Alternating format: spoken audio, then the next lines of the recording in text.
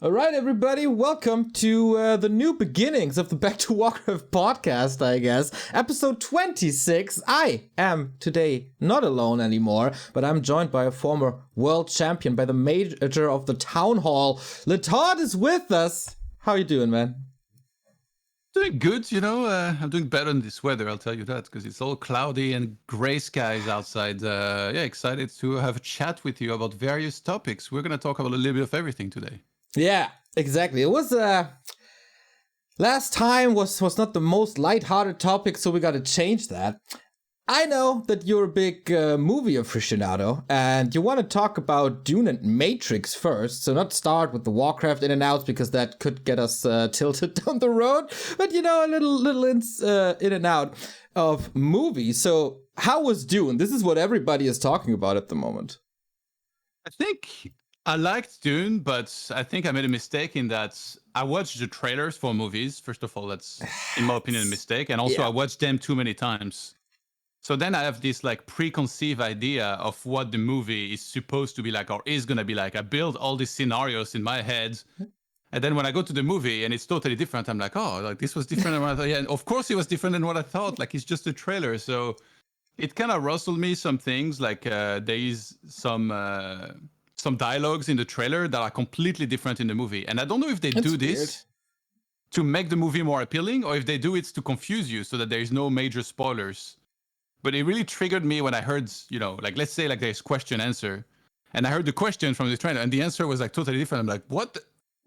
What is this? I'm so angry right now. But I feel like it's more on me, I guess, who I build up my anticipations and I get maybe too hyped also sometimes, and then I go to a movie and it's just different. But I would say Dune was good. It's just at first I was I'm not sure, but I'm gonna go and rewatch it on Wednesday. How many times do you watch a trailer? I mean, how much is there to take away from a trailer that you watch it multiple times? Well, the thing about trailers these days is I feel like the downside is that they spoil a lot, but the upside is they're absolutely epic. The montage is in my opinion, a work of art. It's so well built, well put together, and there is always epic music, of which I'm a big fan of. So that's why I rewatch them many times, because they're addictive. They're this little French dessert, let's say a fondant au chocolat. You should only really have one, but then you have one for dessert for lunch, one for dessert for dinner, and then for a whole week you're having fondant for every dessert of every meal, and it's you are incapable of controlling yourself, which is a perfect example for me because I'm a sugar addict. So it's kind of the same with trailer. I just watch them 200 times on repeat for the music, for the dialogue, for the montage together. So I'm the total opposite here. I don't watch too many movies, but if I'm looking forward to a movie, I don't watch the trailer at all because of those exact reasons. If there's something epic happening in the trailer, that already takes away my excitement from when it happening in the movies. Imagine you watched Lord of the Rings and you see in the trailer already that this big army of ghosts is coming in. That would totally ruin the experience for me because I know it's happening. So I don't watch any trailers at all.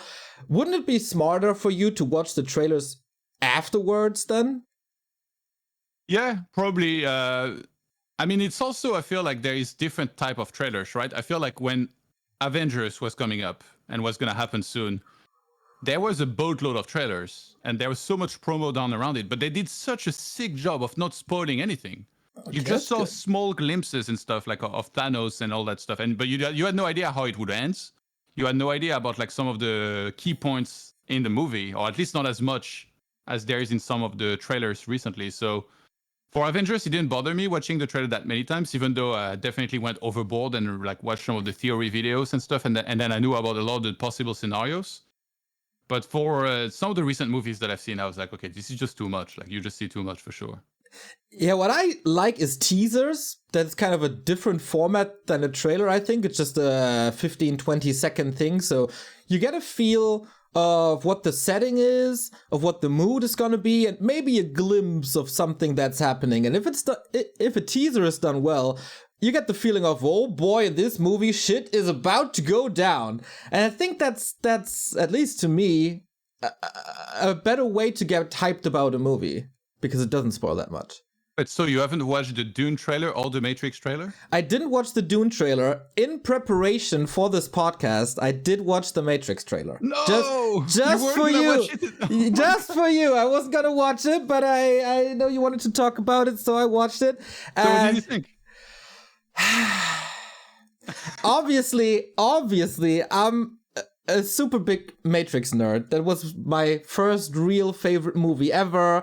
I didn't watch it in the cinemas because I think I was 10 years old when Matrix got out, and that was, I think you had to be 16 to see it in the cinema. But so it was didn't kind have of a fake ID? Was McLovin his name? No, in my rural area in northern Germany, there was I think nothing like fake IDs. We were all pretty tame and friendly. But the boyfriend of my mom gave it to me because he knew I was into like computer games and stuff. Oh, this is so cool! I watched it in the movies. You got to see this as a DVD in like 2000 or something. And yeah, that blew me away.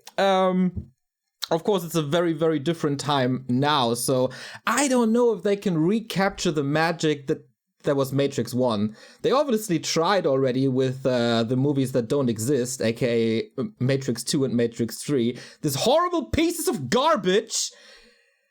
So yeah, I watched the trailer, and the music is really good. And I think sound design was never really an issue for the Matrix movies. But Have you listened to the lyrics carefully during the trailer? Yeah, it's about pills and stuff, right? Yeah, it's like if you take the right Alice in Wonderlands. But like the I watched the video so about the lyrics and what they mean, and like explain everything. It's really like it's really well done. It actually, for Matrix so far, I'm very hyped without overthinking what's gonna happen, I would say. From what I took away from the trailer, the story, I don't know, man. It feels like they just do it again. Everybody forgot about everything, and they have to like relearn each other and relearn about the Matrix. This seems rather cheap because it's been done in movies 500 million times, and I don't know. Matrix 1 was so new and so fresh, with all the church themes coming in together, like the Holy Trinity of Morpheus, Neo, and obviously Trinity, and the New World Order kind of topic there. And this feels like, it's just an action movie. I don't think you can put so much philosophy into a fourth movie because the story is kind of told. And the story is freaking, like, Matrix 2 and 3 is so complicated. Yeah. Like, who understands these movies when they watch them the first time? It's kind of impossible. So rewinding everything and explaining it from like a new point of view, I don't know. Doesn't hook me yet. Yeah. Also, the actions... Easier to understand than Tenet. Yeah. Okay, it took me a couple of watches to fully grasp what was happening in there. Oh my god. Also, the action scenes were so new with Matrix 1, and since then everyone and everything has done this bullet time thing. Like, we had it in computer games and like Max Payne back in the day, and every cheap action movie is doing it nowadays. But the cool thing about that was that there was not too much CGI.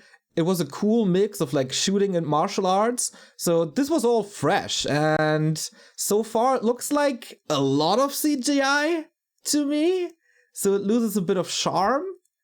I'm not too hyped yet. Yeah. It has potential to be entertaining. Don't you think, though, that there is a bit of a problem in that we often, like, we're very picky with movies. We want every movie to be like a masterpiece. So we always compare every movie to like the biggest and best out there.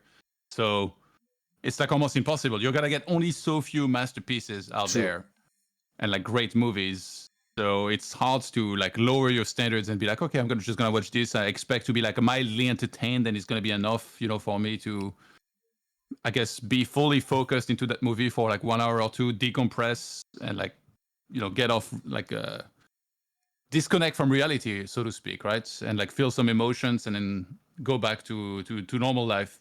And I think that's like a big problem that a lot of people have, myself included, where like, I often hope that every movie that I'm gonna watch is gonna be amazing, and sometimes they're all right, they're average, they're semi good, sometimes they're terrible, and we just compare everything to the best too often, maybe sometimes. Don't you Very, think? very true. Yeah, very true. I had this revelation, I think 2 weeks ago. Was under a little bit of stress, so I just wanted to watch something, I don't know, dumb, something silly. And then I watched Avengers. I never watched it before. I was never really the biggest fan of superheroes, but I was never really opposed to them as well. And for this setting, when you don't want to think about stuff too much, that's just perfect. It's lighthearted fun, it's good action, it's well done, it looks great, the music is great, it can create some epic moments that you enjoy then. If the character design is well enough and you care about the protagonists, and the story isn't too stupid, then it can be super fun. And movies like that, they fill a purpose. Like they don't want to make you rethink your life, like I don't know, Whiplash or whatever. But yeah, I totally agree. Like, yeah, we have to lower our standards, just pass the time. It's just like movies are just 2 hours or something. If they're bad, it's not the worst thing in the world. If you watch, I don't know, 9 seasons of Game of Thrones and then you're disappointed in the end, I can feel that you can be a little enraged and feel negative towards it. But yeah, for movies, I'm totally on your side. So and I'm freaking addicted to Marvel. Like, I watched WandaVision right after. Oh, you did? And I'm gonna watch this new... Which Avengers? You watched both movies, Infinity War and then Endgame? Yeah. Okay. But pretty much back to back. You didn't watch the individual movies of like each hero and stuff before that? I watched a couple of them. Yeah. When, like, friends want to go to a movie and I don't really care what we're watching, but they were all super big Marvel fans. So I watched... Black Panther before, I watched a couple of Captain Americas before. I had a decent idea of what's happening. So it wasn't totally out of the loop. So I understood what's happening, and for that it was pretty much perfect. Yeah, now I'm watching everything. I will go to the movies after Dune and watch, what's it called? The new Marvel movie. Spider-Man? No, not Spider-Man. This Marvel movie 2020. Oh, Shang-Chi. Yeah. Yeah. Everybody's raving about that, so... Yeah, I guess I will. I will go at like early afternoon or noon. Yeah, I saw it already. It was cool. I think a big problem with some of these superhero movies is that often the villain is just kind of terrible. Oh yeah. For a lot of them, at least the individual ones, like Thanos obviously was one of the best ones. Oh man. But yeah, a lot of the individuals, like like in Thor, you got like the Dark Elves, which are like just freaking useless or something, and then it's like I don't know. I wasn't so into this movie. Like, it's important to have a good villain, but I feel like what Marvel has done really well is mixing humor with seriousness, and like making really making the superhero movies entertaining to the max, better so than DC Comics, in my opinion. Oh yeah, the DC movies, except from Batman, are pretty horrible from what I've seen so far. I think Joker was really, really good, but that's not your typical superhero movie, I guess. It might as well not even be a superhero movie at all, like just like a normal movie, yeah. Yeah, it's like a, I don't know, thriller kind of thing. But that was really good. I agree with you. It's not the silliest humor I've ever seen. You care about the characters, and some people die in these movies, which is kind of cool as well, because I hate it with superhero movies when you feel too safe about your protagonist. Yeah, for sure. It's like, it's a problem in like most movies, most action movies, they always try to convince you at some point that the hero's in trouble or whatever, or like the protagonist, and it's like, oh my God, can he get out of this one? He's like stuck inside of a safe at the bottom of the ocean with sharks around him, and then like, by some miracle, like there's like a scuba diving kit at the bottom of the sea. He just puts it on. He's like, back up in no time. I guess I'm still waiting to the end.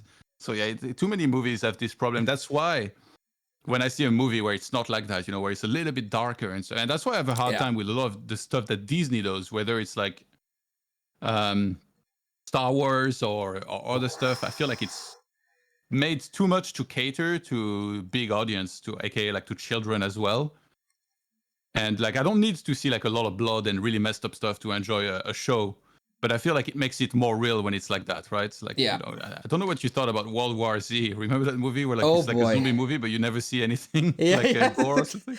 But It was Marvel really is weird. part of Disney, isn't it?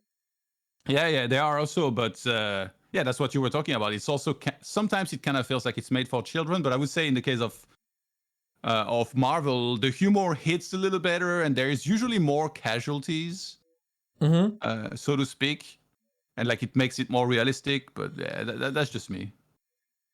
Maybe it's the dark side of Disney. Or the darker side of Disney. Yeah, I agree. So we have to do a follow-up of this podcast once I finally watch Dune. The question for me is, like, I really miss an epic trilogy in the movies recently. Star Wars was really disappointing, I think.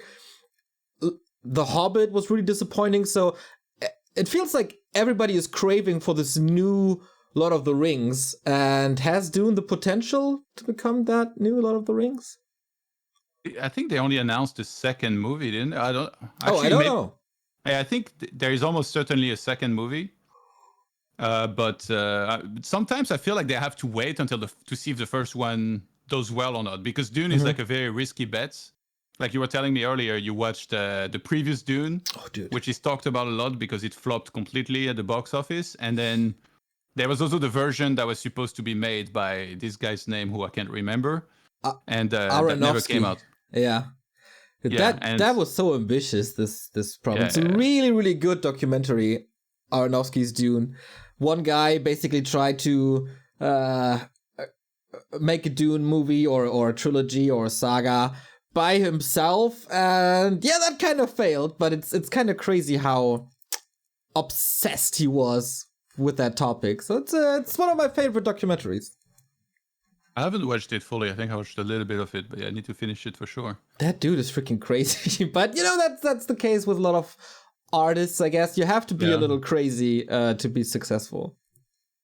I think it's like that for a lot of directors. The problem is that, you know, money, right? Like money leads everything, and often the producers, they don't have full creative direction on their movies. They're controlled a lot by studios, by people that pay the money to produce their movies. So it's like a big problem for them. They have to try and kind of mix both. Very rarely do they get full I don't know what's the right word, but yeah, full creative freedom around their movie. And there's a French director, I forgot his name. He made a movie a while back, and there was a documentary on it. Oh, I think I remember. It's that movie with like Bruce Willis, maybe? Oh, no, sorry, Vin Diesel. Totally different, actually. I guess it's bald also. But yeah. I think it's Vin Diesel. It's like a movie where it's like maybe post-apocalyptic, and there's a girl who has like kind of like superpowers or something. And then so basically it's like supposed to be like somewhat of Hollywood blockbuster. And like I think it's this French director, he was supposed to direct that. And there is a documentary around it.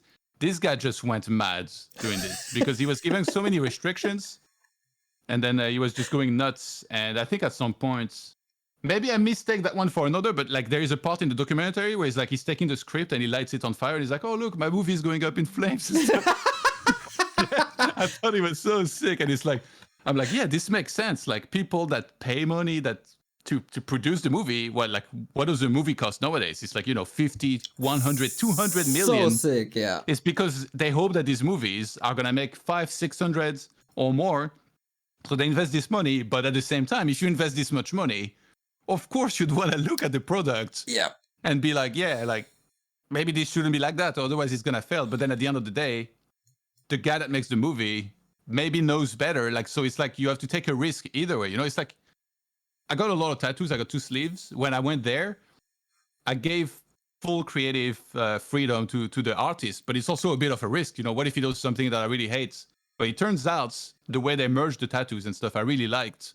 And it was totally different than what I initially wanted to do. But the thing is, they're the expert on it. Yeah. But I also understood that it came with a risk that maybe I wasn't going to like it as much. But now I really like it and I'm happy with it. But yeah, it's like, imagine you were one of those guys, you pay like, 50 mil, 100 mil for a movie. Would you want to try and have a say in the way the movie is made and what's in it?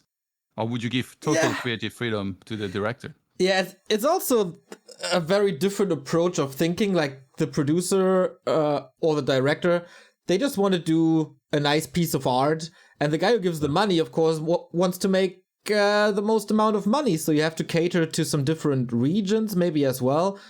For example, wasn't it Iron Man 3 who really catered to a Chinese audience or something? So you have to put something in to appeal to the Chinese audience, because it's a huge market, of course. Yeah. Which one was 3? The one with the 1 million Iron Mans. Oh, yeah. Wait, I'm gonna Google the trailer.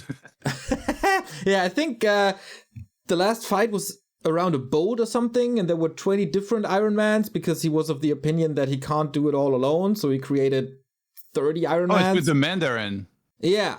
And with Guy Pearce, right? Yeah, so I think there something happened where, okay, you have to put some Chinese stuff in to cater to that audience, and maybe that wasn't even originally thought about when writing the script, so that fucks with everything then at some point.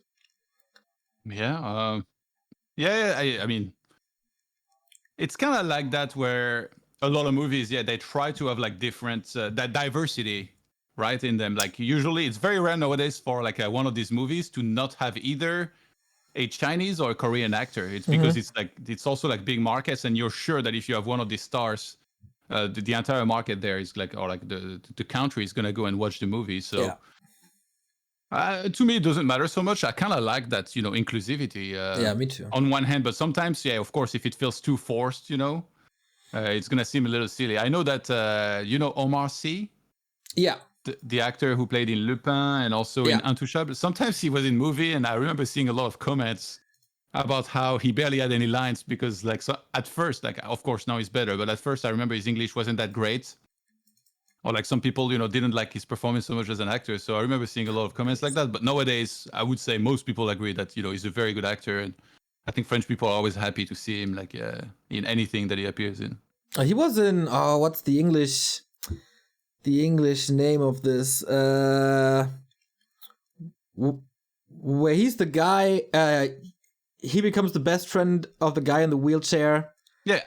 Intouchable in French. Untouchable maybe in English. Yeah. That was cool. That was a very cool movie. Yeah. This one is like the one that maybe got him really, really well known, even though he's done a lot of stuff. Yeah. All right. So much about the movie scene. Want to talk some Warcraft or what? Nah. Not feeling it. Not feeling it. What's your relationship with Warcraft at the moment? Right now, I'm pretty triggered, to be honest. I feel like all matchups for humans are like very difficult, and it's a struggle daily. On one hand, I really like the game, but also I kind of really hate it. I don't know if you ever watched Nick Diaz's interview. He's like a really old school fighter, Nick and Nate Diaz, and they're like very famous because they're super outspoken. They're like some of the few people that will say what they think all the time, and they have like some somewhat controversial opinions sometimes. And there was an interview in which Nick Diaz spoke where he said, "I love this game and fighting so much that I hate it." Oh yeah. Also. And it kind of feels like that sometimes for me with Warcraft, where like the more I play it, also the more I understand it, and I can see all of its flaws. So while I appreciate the beauty, I also see some lack of potential, and also just the lack of potential exploited or fulfilled is one of the worst things for me to experience. And I feel like a lot of games are like that these days. I also play PUBG, and let me tell you, like, this game infuriates me as well. Like, there used to be desync. There's so many problems with the game. Like, they release a patch, like a big patch, I don't know, every few weeks or every month. The last one broke the queue, like you're crashing out all the time out of the lobby and stuff. It's like, what are you guys doing? Like, they used to have a bigger player base than Dota 2 and than CS. They surpassed them for a while. So sick. But because they did nothing around the game, they kind of let their game scale down or like just be reduced massively in player base. And I feel like for Warcraft 3, obviously Reforged was butchered, but now Blizzard has gone radio silence. We don't hear anything from them. We don't know if there's ever going to be a patch again. And that also kind of infuriates me to think about, because this is the game like I'm dedicated to. I'm streaming day in, day out. And I just would like to see the game be the best version that it can be, or at least close to it. Yeah. Oh man, that's a lot of topics here. I can even though I don't play too much, I can kind of feel where you're coming from just watching games. It's something I said in the casts recently a lot, that playing human is 90% suffering. In a lot of matchups, you just... Of course, you have to fast expand in a lot of matchups, and that's the nature of a fast expansion, to be a little weaker while your opponent is teching. But oh my, you have to like just hold on and survive somehow for 15 minutes, and then the game might end around the 19-minute mark. So 3/4 of your game are just suffering and hate and anger, and it's like 3 to 4 minutes of joy. And of course, there's an imbalance then in feeling pleasure in this game. Is that something you agree with? Yeah. Like, kind of, yeah. It reminds me of, I think it was the Mad Max trailer. It's like, my name is Max. My life is suffering. I can totally see that from you, just queuing with human. My life is suffering, yeah, for sure. Wait, do you hear some alerts? No. Is it not me? I don't hear anything. Dude, oh my, what? There's voice chat on BNet Launcher. Some guy's trying to call me. What? I was like, what the... Oh my god. Okay, I had to get that. It's not the recording, all good. Yeah, okay. Oof. This is so weird. Yeah, like, human is like, it's plays totally different than it used to, in that a lot of the units and heroes have changed, and it's so weird, Warcraft. Like, it feels like we're in a place where so many people are unhappy with balance. Like, how is that possible? Yeah.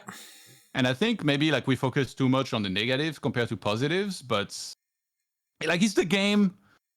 If you ask someone, is the game worse than it was in, like, I don't know, 3 years ago or something, or 4 years or 5 years ago, what do you think they would say? I feel like most people, they would have to think for a while to really think of like what some matchups used to be. Because sometimes I feel like Human Against Undead is much worse now, but then I watched an old VOD of like 12 towers per base. Yeah, it was and horrible. Then like 8 destroyers. And I'm like, okay, I'm not sure that Undead Against Human is worse now in terms of enjoyments, but in terms of balance, is it worse? Like, you know, it's like you always have to scale like both.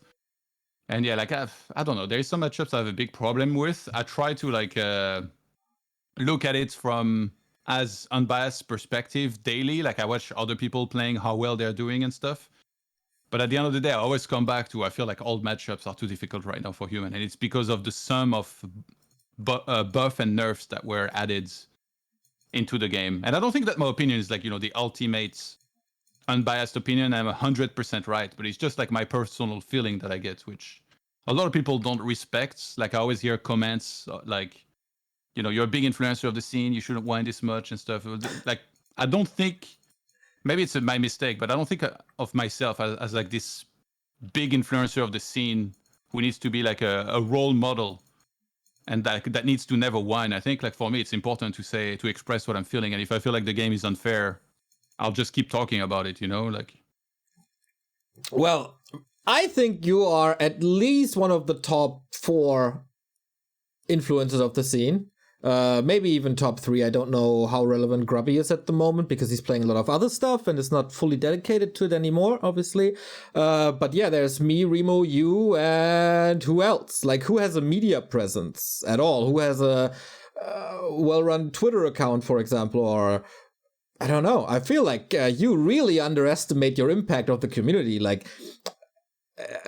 also when it comes to memes, like, not only the negative side of like balance and whining, but also if you don't copy the Diaspol, do you think that would go across all the Discords and all the Twitches? I don't think so. Yeah, but then it's like yeah, I didn't mean it like that. I didn't mean that I have no influence, but I mean, like, I'm also, at the end of the day, I'm a regular person, so to speak. Like, yeah. I'm just another human being. Like, Okay. Now I get you. Yeah, for sure. We all have emotions, and especially, I have the luxury to never stream my games, but I would be tilted as well. Like, it's a whole different thing if you're just a commentator and watch from like third person, or if you're super invested into your own games. Of course, a player streamer shows more emotions, and oftentimes also unreasonable emotions, because that's how emotions are at the end of the day, compared to a commentator. Yeah, actually, I saw that Remo stopped saying GG, which I found pretty funny because, like, on one Ah, hand, I don't care if people say GG myself, but I remember that when I started playing again, like years ago, and I was playing occasionally on Back2Warcraft, and I wouldn't say GG. There was always a few from you guys. No GG. Like back then, now I think you guys mostly ignore it, but back then you were always like, no GG, huh? No GG, even though I never really said it. And then now Remo, every single game that he loses, he doesn't say GG. So he's kind of embraced it. And that's also a topic where, like, I see a lot of people talking about it. They're like, just say GG, sportsmanship. It doesn't cost you anything. yeah. But I, on the other hand, I'm like, I don't think it's that important. You know, like if you play a lot of games, like maybe you just don't care. It doesn't mean much. A lot of people say GG at the end of every game that they lose. And next to it, they're complete pieces of shit, like around everything. So for me, it kind of lost its meaning a while back, and it doesn't matter so much. But yes, different people will have different opinions on sportsmanship. I heard, I think it was Grubby tell the story of how if his neighbor said hi to him, he would look at him and say hi as well. He wouldn't just ignore him. So if somebody says GLHF to you, you kind of have to say GLHF back. I don't like typing in the start of games. Like every time that I do it, in the next 3 seconds, I'm like, I shouldn't have done that because it always messes up my build order somehow. I feel you so much. Like I use the hotkeys for the inventory, and they are.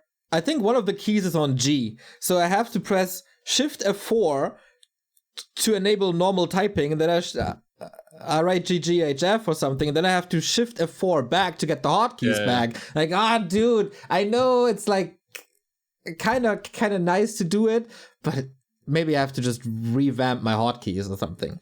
I think it's a very different thing if that happens on ladder, or if it's like a big tournament, for example, like, I don't know, DreamHack quarterfinal or something, and you don't type GG. That's a little.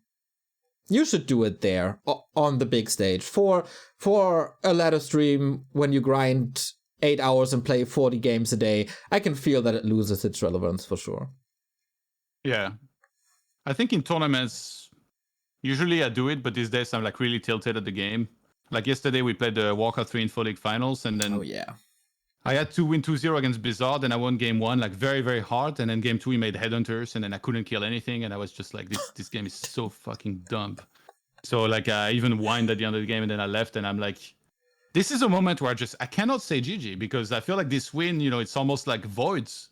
It means nothing. Like, yes, you played well and you won, but this current patch where Headhunters were like way overbuffed, to me, like those wins don't even feel like really, it's almost like we're living in a nightmare, you know? Like, so on one hand, it makes me feel bad to take away from it, but at the same time, it's like, it's not his fault either. Like, I don't blame him for playing what's best in the game, right? Yeah.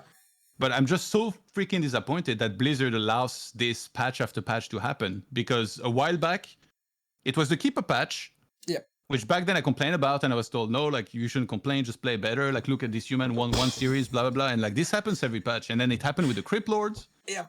And now we're in the Headhunter patch, and it's like, what's next? You know, like, I just want to play a fair game. I don't want you to overbuff Rifle Caster, and then I'm beating everybody next patch with Rifle Caster. I want the game to be as close as fair to possible. And right now, it feels to me like we're very far from that. So that's what infuriates me. I'm not angry per se at my opponents, but more so at the game.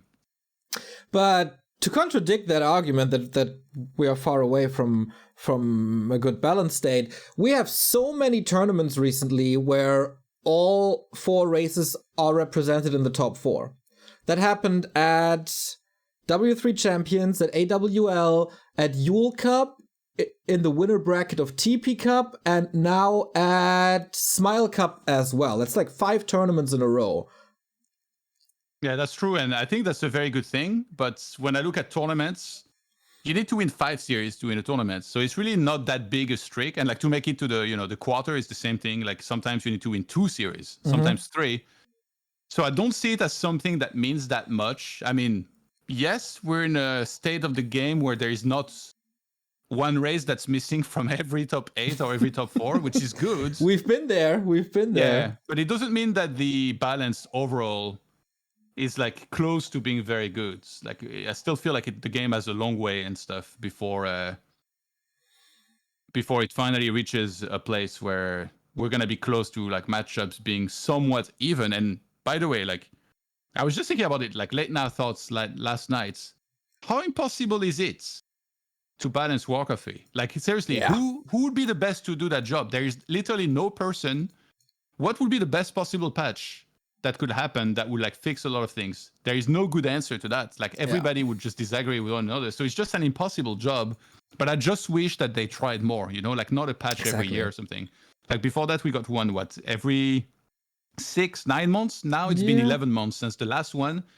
And there is no sign of a next patch. And it sucks because Warcraft 3 as a community, we love the game and like we watch it and we stream it, or you know, like there's a lot of passionate people, and now like we have no news about our game. Like what are we supposed to do? You know, it just sucks. Very true. I think you posted about it, that it's been so long since the patch. I was actually shocked. I did not think that it's been so long. We had a mini patch, I think, in April. Oh, there was actually a pretty big one. That was the one with the speed scroll changes, with the bear changes. There was one 3.2.10. So that was in April. So it's been 5 months or something. Pretty much exactly 5 months. Well, let me see. Looking at Liquipedia right now. April 14. That was pretty much prior to DreamHack. No, right after the DreamHack regional finals or something. Which one you say? 1.32.10. Wait, it says that's the... Wait. That's the patch we're playing on, right? So... Yeah. That was the patch with the Thundering Blades on Knights. No, it wasn't. Do you see those changes under that patch? I don't see that. Yeah, here on Liquipedia. Wait. Where are you? There you are. Are you looking at Battle.net? Because those patch note threads are horrible. I don't know. No, I'm looking at Liquipedia also. Okay. Ah. When I clicked it, it showed me something different at first. You're being lied to by Liquipedia. Yeah. So that was April then. It's still a long time, but it's not that bad. When I looked yesterday, I clicked on latest patch and it brought me to the other one. Ah. That should be addressed. Okay, so it hasn't been that long then.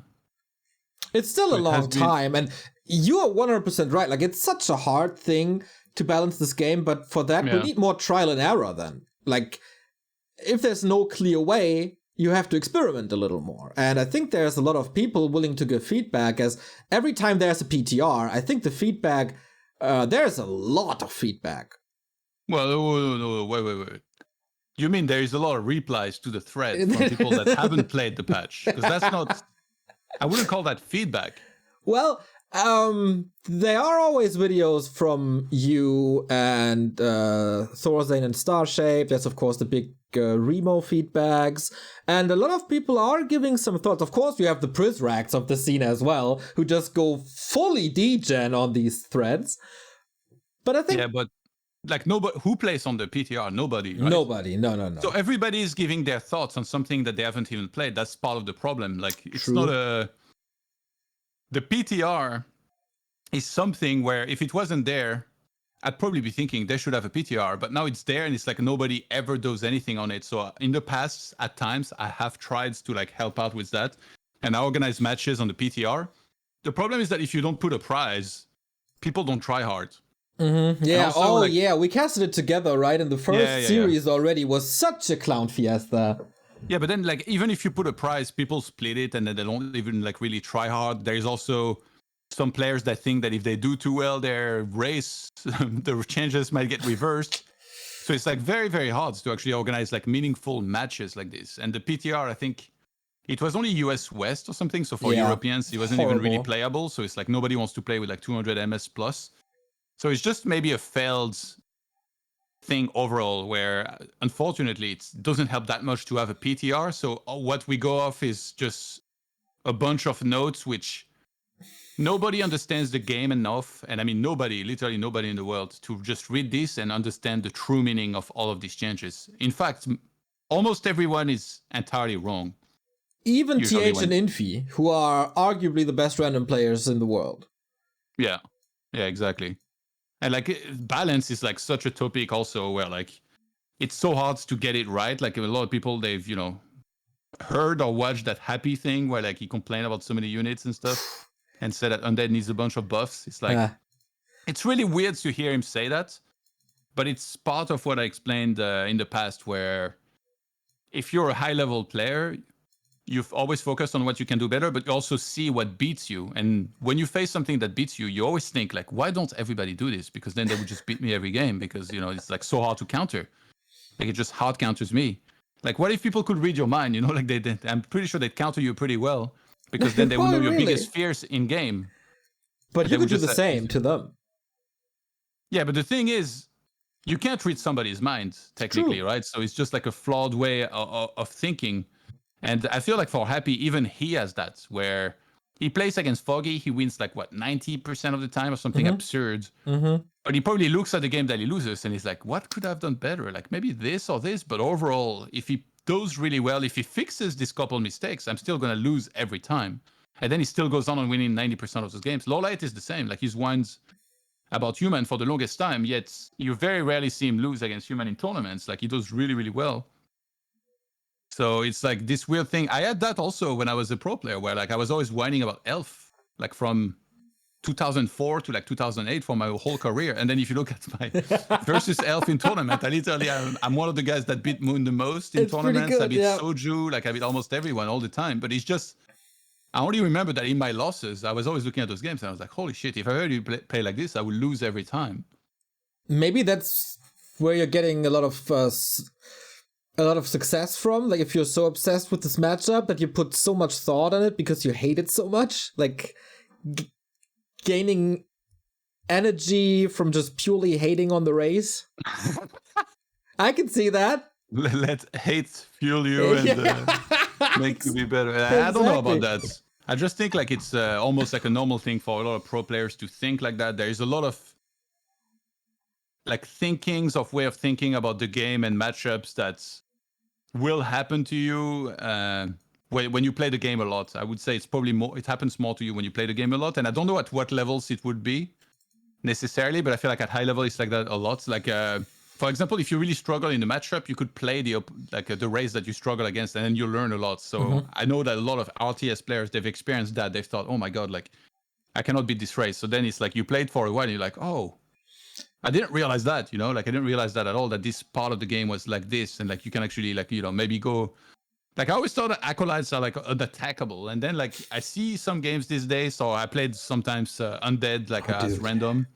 And then I was like, okay, maybe like there's a few timings here and there where you can actually go for them and stuff. So it just improves your overall knowledge of the game at times to explore through the other races a little bit. Yeah, it's pretty much what a lot of Night Elves are doing now against Undead, right? I think Foggy started it to just use the Keeper and go for ghouls and acolytes. That seems very, very successful because obviously if you lose one of your worker units, it fucks with all the timing. So everything is delayed, and Foggy's style against Undead heavily relies on getting to the late game and getting to the big army and tier 3 or the critical mass of Dryads. So he found a very easy to execute and simple way of helping with these timings, and that's something I really liked in the past couple of weeks.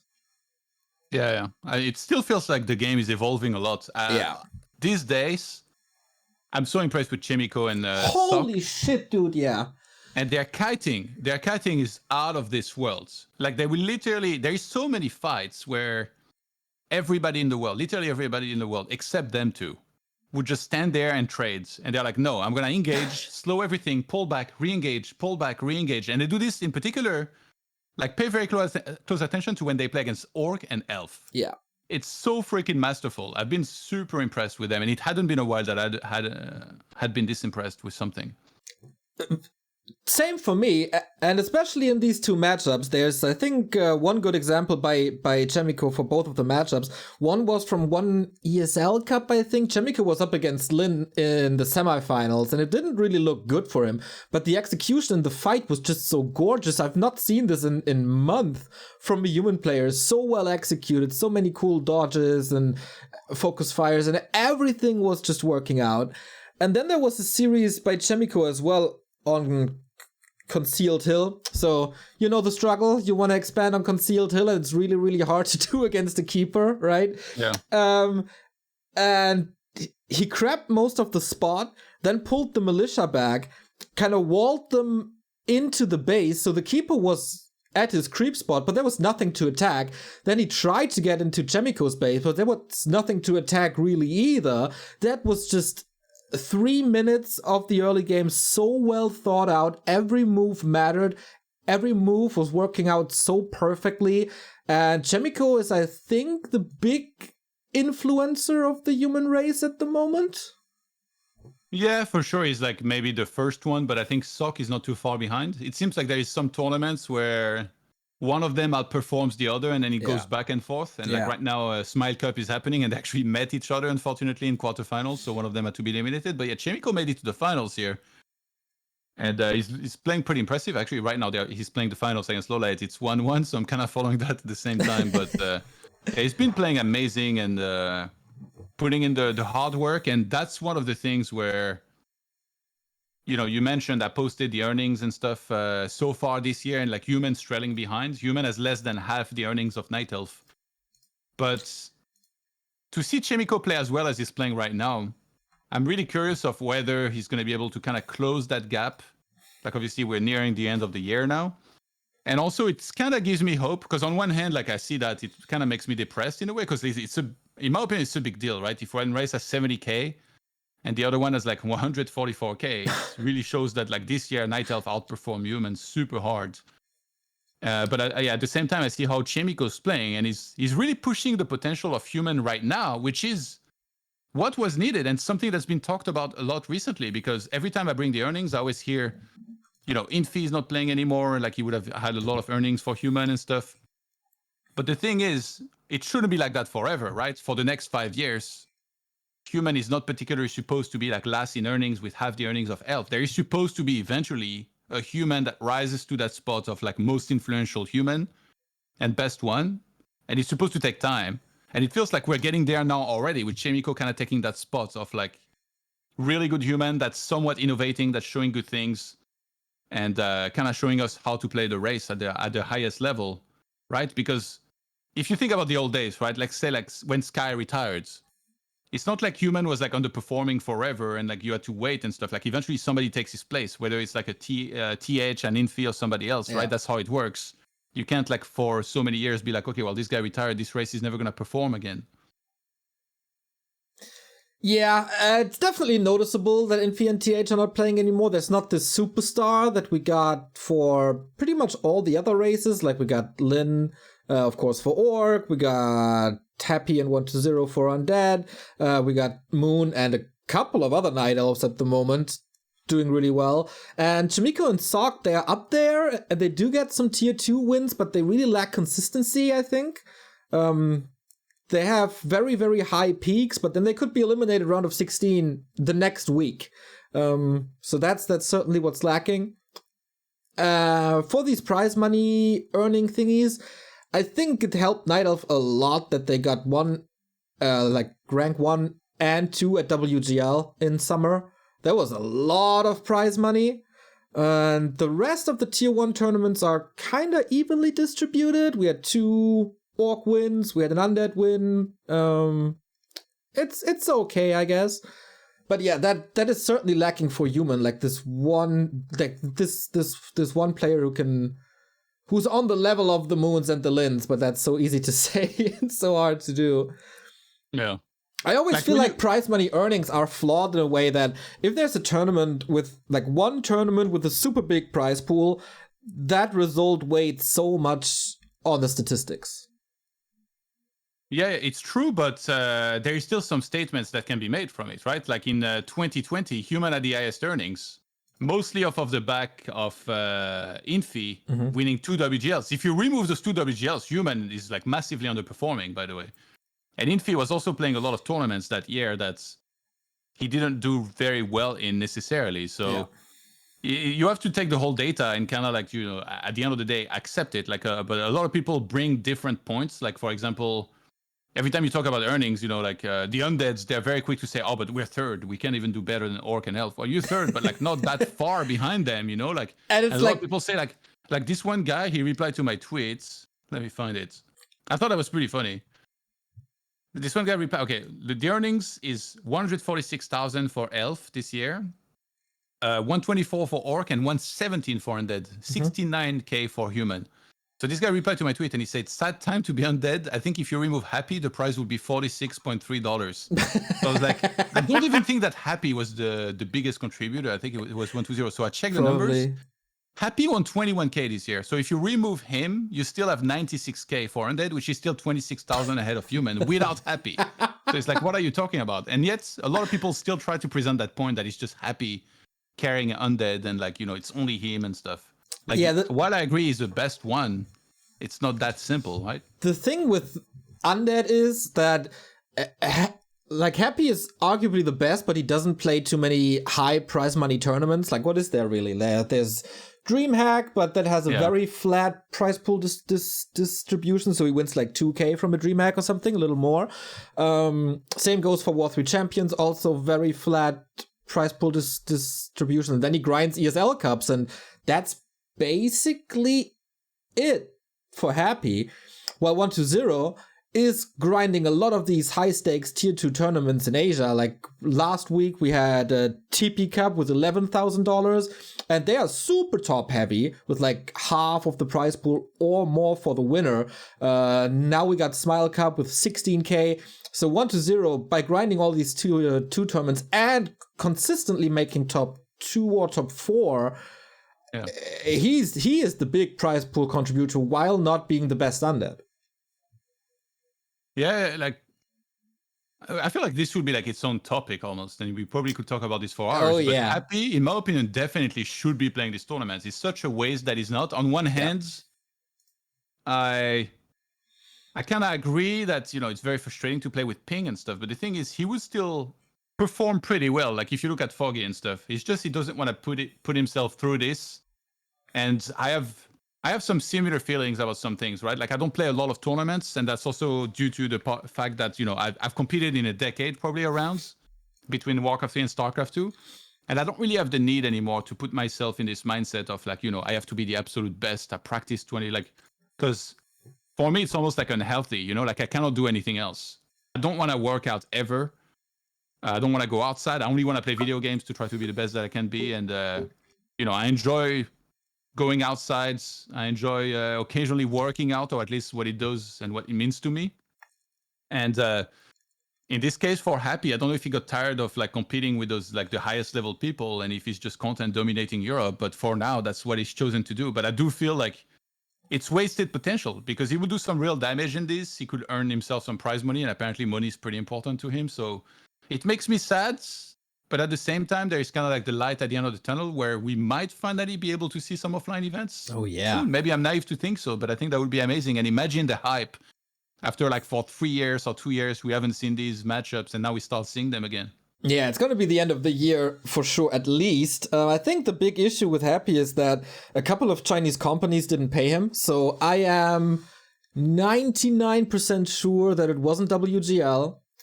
Because he said like 5K is missing or something, and WGL was of course a lot more. So it kind of adds up that it's the Douyu tournaments.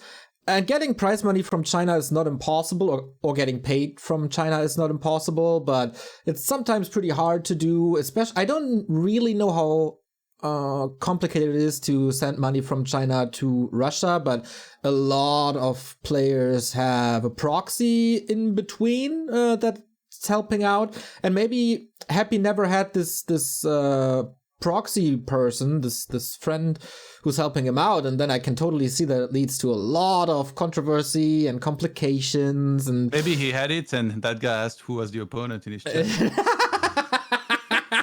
It got bad, yeah, for sure.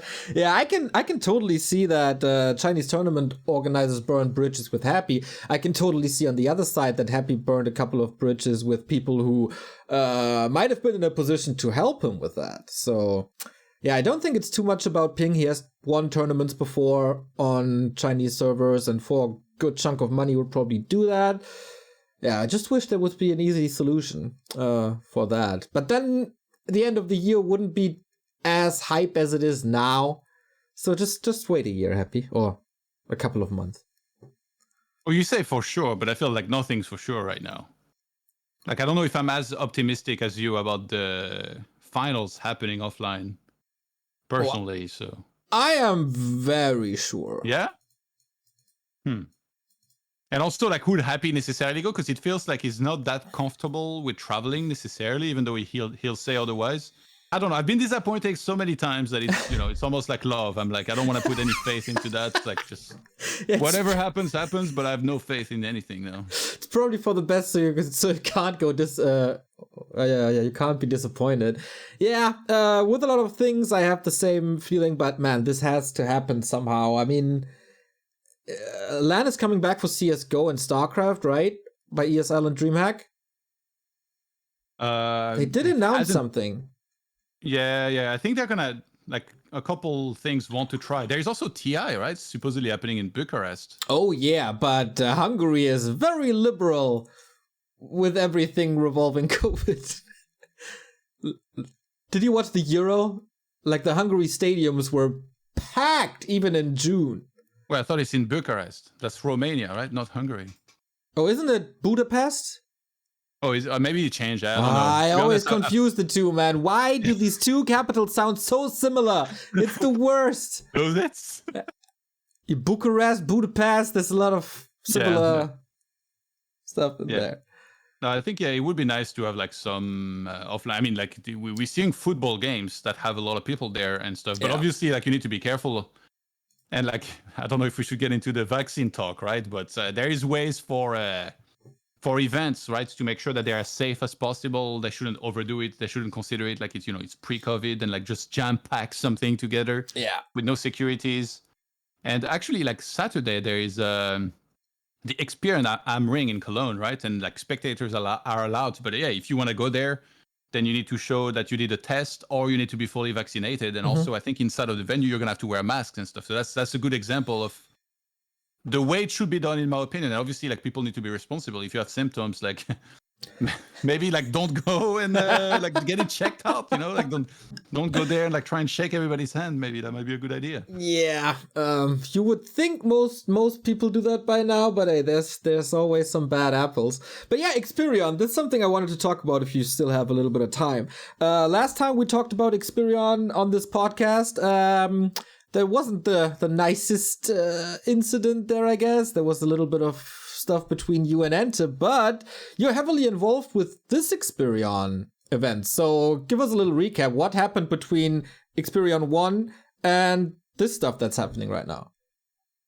Ante just reached out to me about doing tournaments together. So that was already my stance during the last one that he was doing, is that if he had ever reached out and, like, asked me to help promote it and stuff, I would have been down for it. So yeah, he reached out and said, like, let's work together, like, with the tournament and stuff. Like, would you be interested in casting for the event? And I was like, yeah, sure, let's do it. So yeah, I'm gonna be casting this, and if he has events in the future, like, I'm also interested in casting that. Like, I cast the qualifier, which was last Saturday, and now I'm gonna cast the events, which is this entire Saturday, I believe, and we'll have.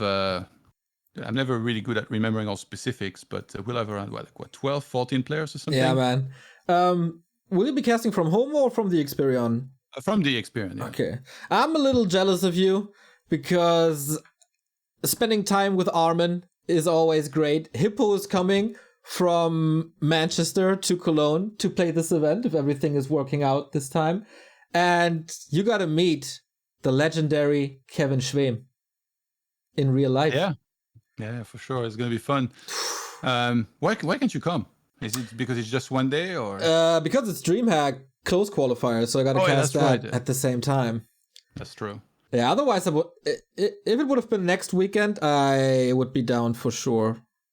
It's almost like a good problem to have, that there is too many tournaments. Dude, there's so many tournaments. There's things going crazy in China with 2 5-digit tournaments back to back, and here in the Western scene we got, like, the Experion going on. We had the Pantheon, we had Warcraft 3 Info League, we have all the cups, of course.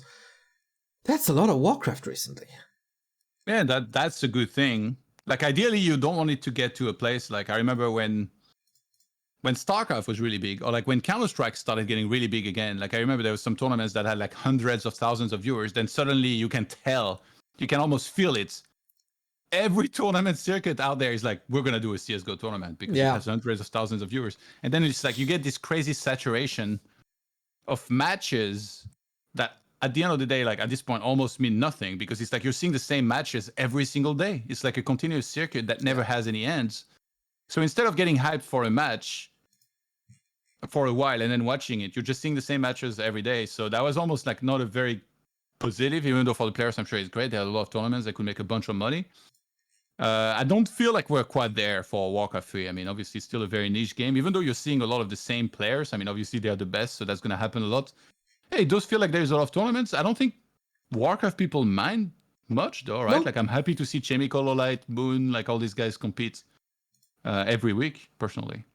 Yeah, I think it would be nice if some tournaments would stand out a little more, because it feels like it's a lot of the same. But it's also hard to do because if you do a 2-on-2, 4-on-4, or a Clan League tournament, then people are not that invested. If you do a random tournament, then you, like with random races or heroes or something, you kind of devalue your own tournament.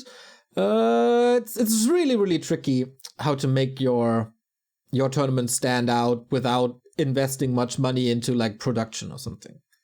We need more team leagues, maybe. Like WC3L was one of the hypest things in all of Warcraft 3. I'm so sad that there isn't one around. Like, imagine the WC3L now with like all the good players. Like, there's fan favorites. There's some of the best.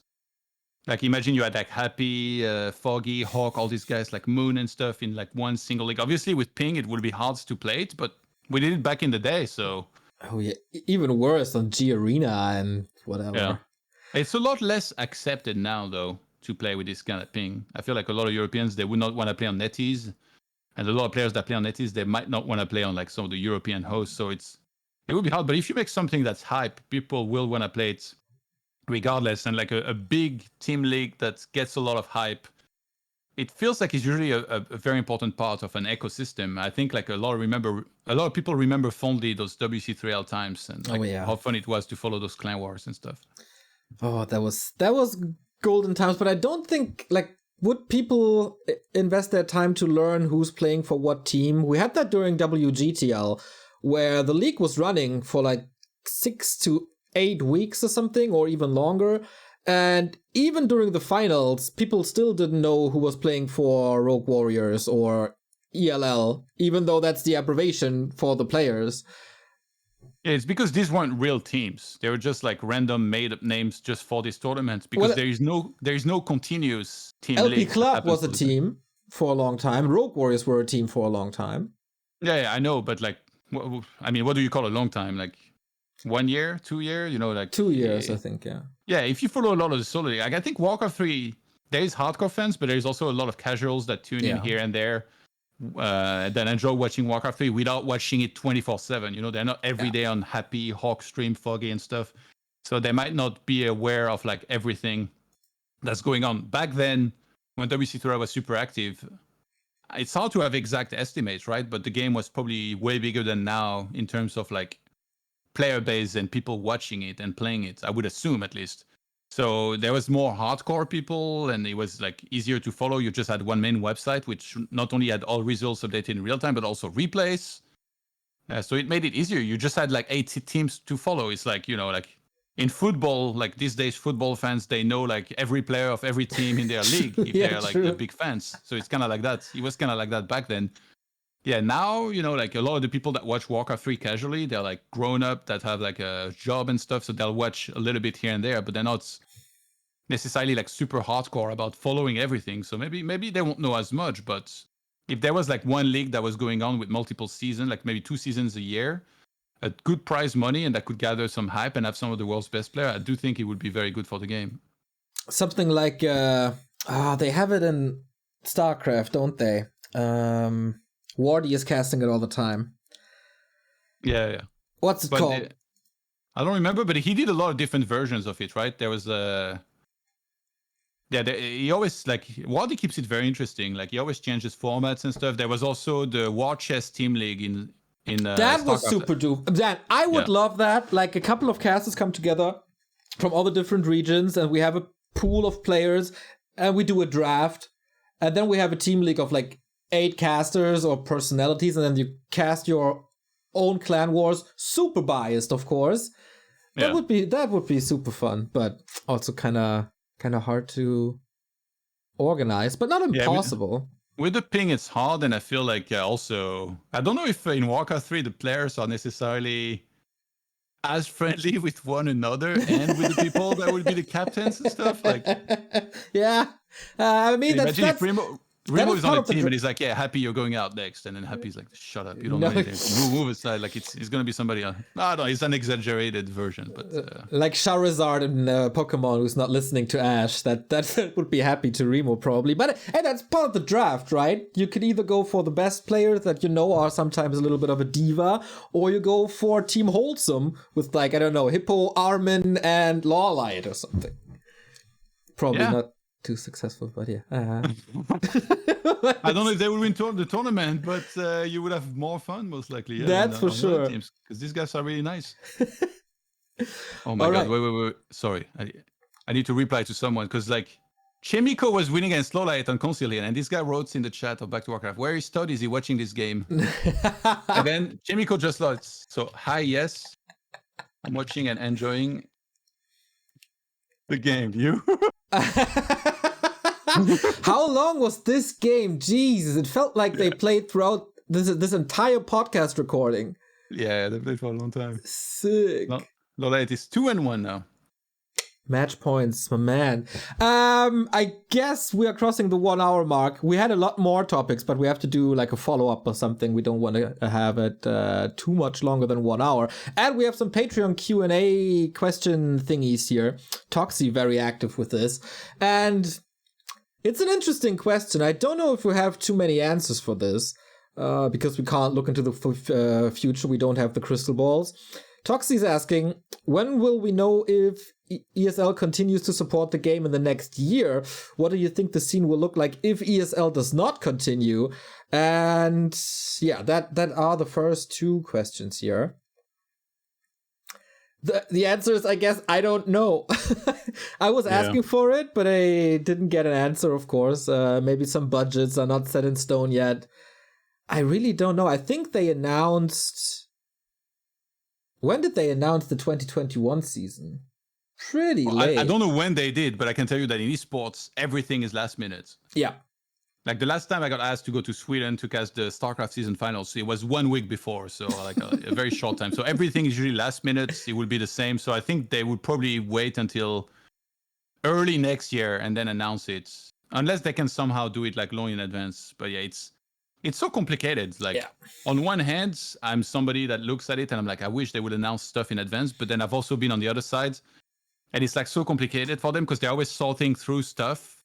It's almost like trying to release, like a video game or a movie where it's like you would love to be able to do it as soon as you can, but then you all keep running into problems with like that you have to fix last second, some stuff that wasn't necessarily like the way you wanted it to, and then they also need to communicate a lot with like the game developer usually and like figure out stuff. So I would guess if they announce something, it'd be early next year. But personally, I'm not super optimistic that they will because of the numbers. Like I don't think necessarily the numbers have been as big for Warcraft as it has been for StarCraft. But I don't really know the side of like how much budget goes into a full season and how much they were expecting and stuff. Obviously, when they did the circuits for Warcraft 3, it was because Reforged was announced and they were expecting big things out of Reforged, which we certainly did not get, unfortunately. Well, we got big disappointment. Yeah. that we got. Yeah, I'm not too sure either. I'm pretty similar to you, where I always try to be pessimistic about stuff and then be positively surprised if that's not the case, and I'm not too disappointed if my estimation comes true. There's a couple of positives in especially viewership, like the 13,000 that we had for the finals in Asia were really good, and also without the Twitch front page, the Euro finals were really good because it was a super hype final. So when they only go from viewership, they see that there's clearly interest, and they see that it's not too expensive to produce in comparison to flying 6 to 7 casters to a studio in Sweden and run a studio in Sweden. I mean, we're all casting from home, and I'm doing this on my own pretty much. So that. Well, I thought you charged 50 Gs for that, though. I wish. So yeah, that is definitely cheaper. So is that ratio good enough for them?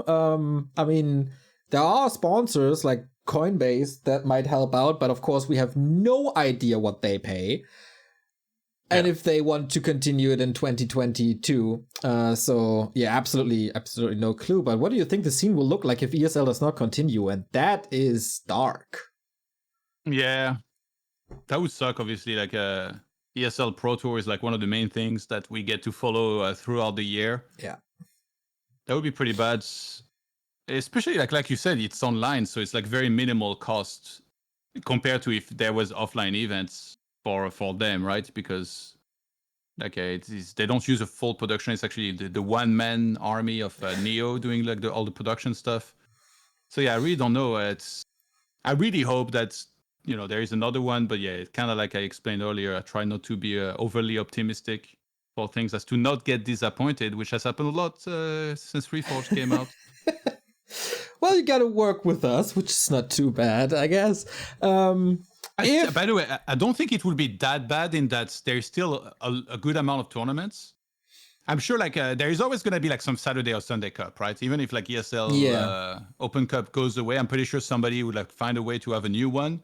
And then you guys, like you always find at Back2Warcraft a way to like, cast everything that you can, have tournaments and stuff. So it's not like it will be radio silence from one day to another. Like, Warcraft got EMP'd and then suddenly we don't have anything going on. No, there'll still be like tournaments and stuff. But obviously ESL Pro Tour is a big part of the entertainment that we get year long. Yeah, I remember when ESL decided to discontinue WC3L. That was a big blow. Just as a sign that a big player in the tournament scene is just not supporting this game anymore. And then what will be the ripple effect in China? Will WGL discontinue as well? And if WGL discontinues, is there still the Smile Cups and the TP Cups? But on the positive side, we have something that we didn't have before, and that is streamers or like companies behind the game, like TH, Infi, and Fly are working together. We here have, of course, the Back2Warcraft team. We got War 3 champions to a degree. We got you guys. There will be stuff, but if ESL discontinues, it would be really bad. Hopefully we don't have to talk it anytime soon. Why did no one start a European weekly league? It's such a no-brainer to fuse ESL Germany and the DreamHack concepts. I know the decision is sadly not on you guys. Pretty sure you wouldn't even cast ESL Meisterschaft in German if you were given the choice. True. European Weekly League sounds pretty good to me. So think Meisterschaft, but international. Yeah. That could be interesting, actually. Do you think that would be better if ESL Pro Tour was something more like that? A weekly league instead of like an actual tournament over a few weeks? It's hard to say, especially with the regions. And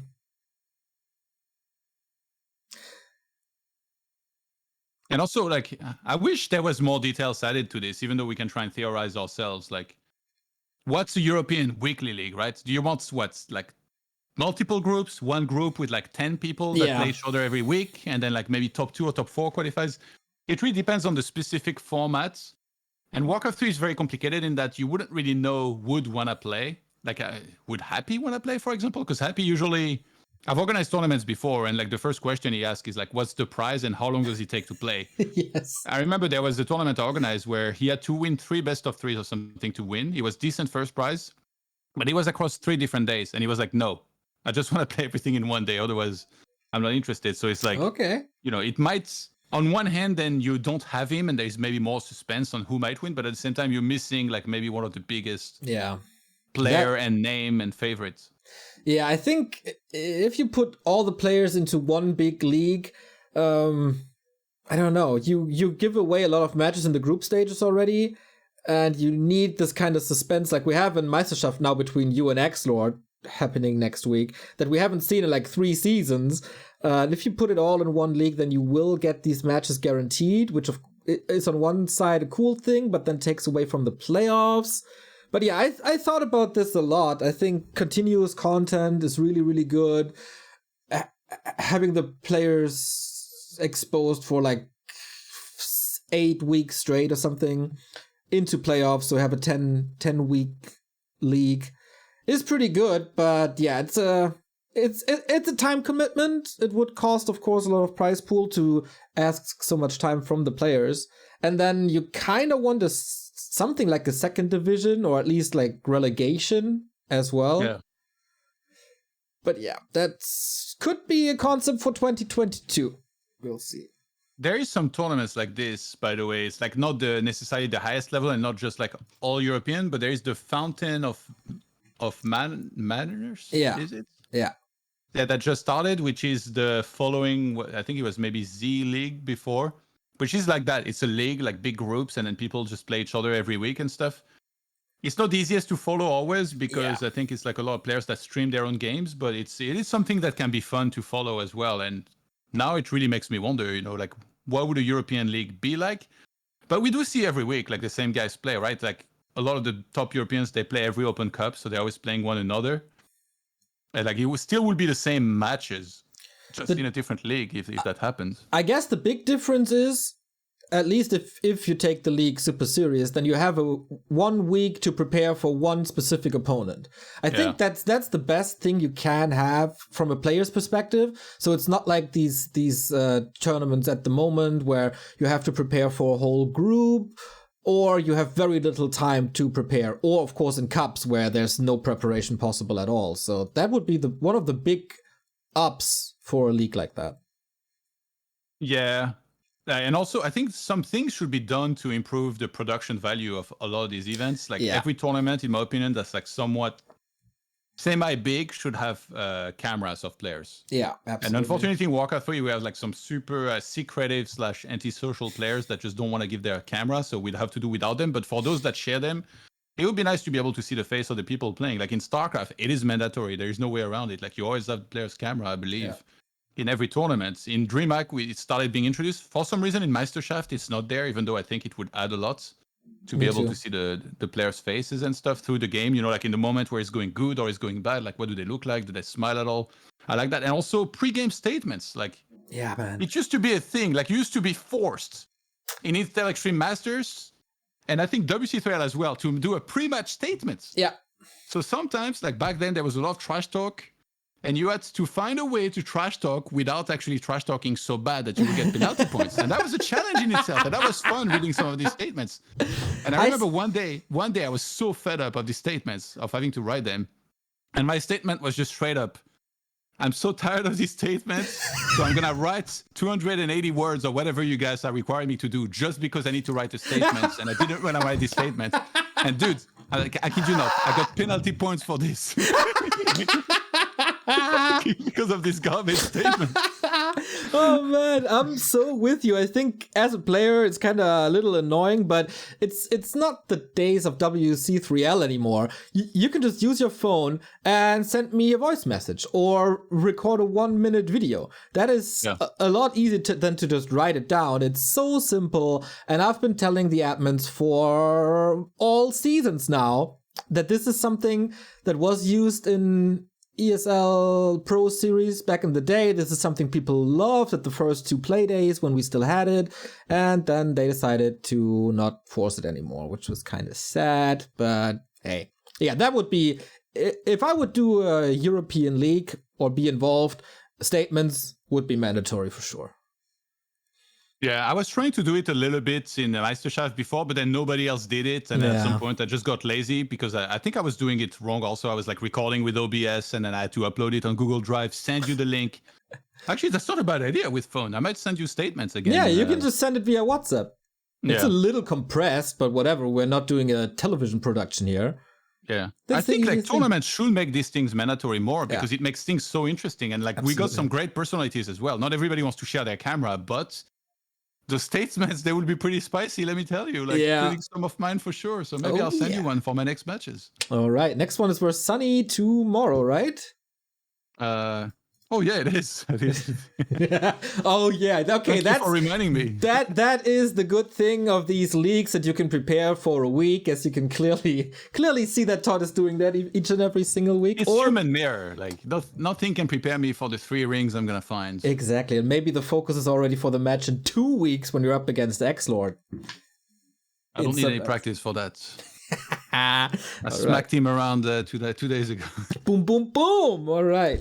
Last question by Grinchy. Is meditation part of your practice? For me, or? Yeah, for both of us. Personally, not. But I do think it's probably a positive thing. I've explained this before, but my clarity moment personally is when I shower. When I shower, I'm like so peaceful, and I always think about, like, you know, if I want to think about build orders, that's the moment where I'm gonna be able to make some big edits and big decisions in my gameplay. You know, I'll be like, okay, from now on, I'm not gonna put my towers here. I'll put them here, or like my blacksmith. I'll wall this way from now. I'll try to play without a wall from now, something. So it's kind of like I'm meditating in there, so to speak. For the longest time, I associated meditating with, you know, sitting in a yoga pose with arms extended and being like, namaste or whatever. But I think meditating is really just closing your eyes perhaps and like thinking, taking some deep breath and trying to focus on something or not at all. I don't know. And I guess I do it in an unconventional way, but it can be a good thing. I wouldn't go around say like I meditate regularly, but maybe I do. Who knows? Yes. I hope you shower regularly though. I do kind of the same. Usually wherever I go, I listen to music or some podcast, but I try to take 15 minutes a day to shut that off and do some breathing exercises, which is kind of meditation as well. But yeah, not forcing myself to do that really. Sometimes I feel like it, sometimes I don't. But might be something for the future. All right, that is the Back to Warcraft podcast number 26. ToD the Real Bro stepped up in no time when he learned that I need a new partner for this. How did you like it? Was everything all right?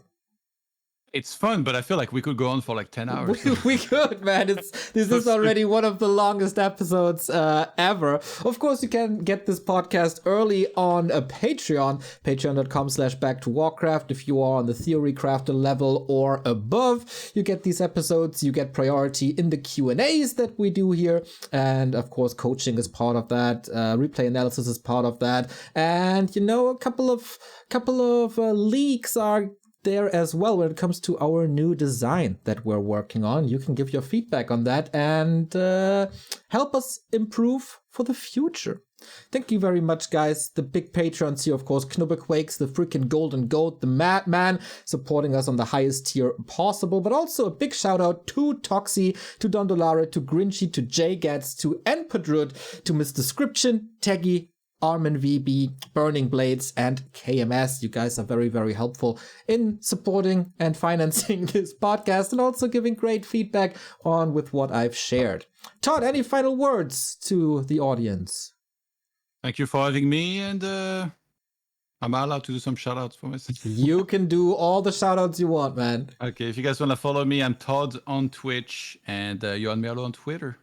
I appreciate everybody that watches this game, and much love, everybody. Much love, everybody. The perfect ending. Bye-bye.